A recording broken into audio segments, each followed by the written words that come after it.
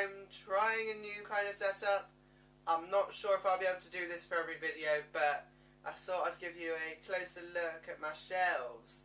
So I'm standing back a bit. We'll see how this goes. Today I'm bringing you a Top 5 Wednesday because it's Wednesday. So Top 5 Wednesday was a Goodreads group that was created by Ginger Reads Laney, but is now run by Sam from Thoughts on Tomes. So there will be a link to the Goodreads group in the description.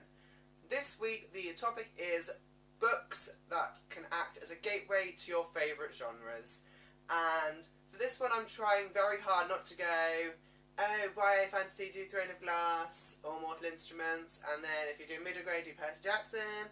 So I'm going to try and give some slightly different recommendations, but we'll see how it goes. Okay, the first one is going to be YA fantasy. My book for a gateway into YA fantasy is The Inheritance Cycle by Christopher Paolini. And you may be thinking this book is enormous, and if you've seen the sequels they are quite big, but the reason I picked this is because they're very easy reads, very easy. They are about a boy who discovers a dragon egg and it hatches for him, and he has to kind of overthrow the evil dictator person. But because they're such easy reads, you kind of get over the length of them, because I think a lot of books are quite long. If you get to the YA fantasy, you look at things like the Throne of Glass series where they've got quite big by the end. If you're going to go for YA fantasy, go for it, you know, go balls deep, you have to go for it. So I think The Inheritance Cycle is quite good for that kind of thing. Moving on to the same kind of genre that's in the same vein, but this is going to be for more adult fantasy. And I haven't read a huge amount of adult fantasy, but I'll admit the ones I have read I have adored, so I'm going to count it as one of my favourite genres because I can. So my gateway book into this, for me, even was Elantris by Brandon Sanderson. And once again, you're like, oh my god, that's a big book. But do you know what?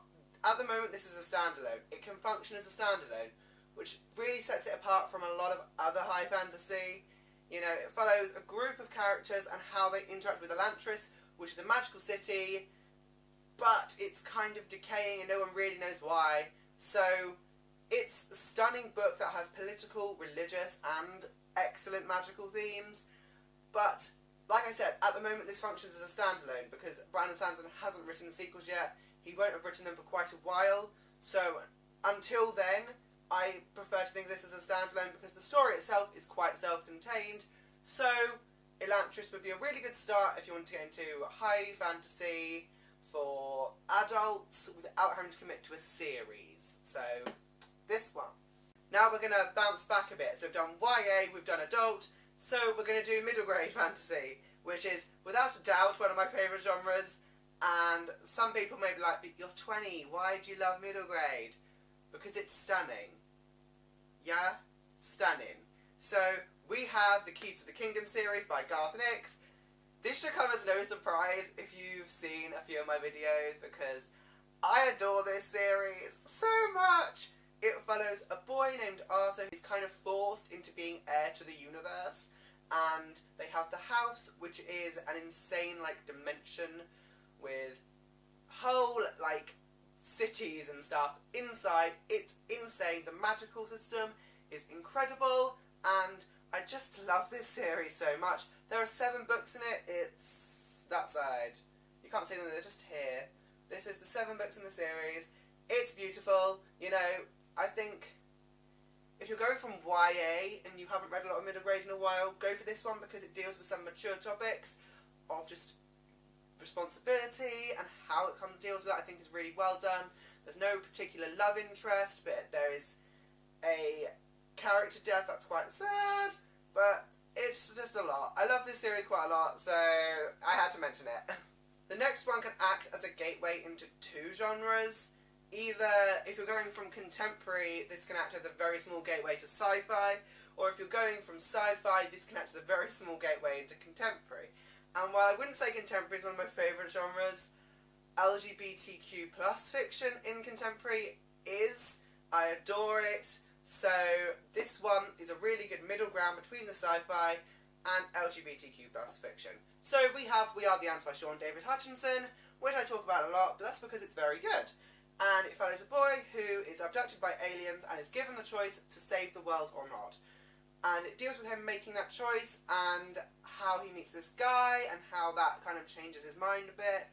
But this book is stunning, it's beautifully written, and I have to mention it at least in this video because it's just such a suitable transition point between the two genres. So, we are the ants.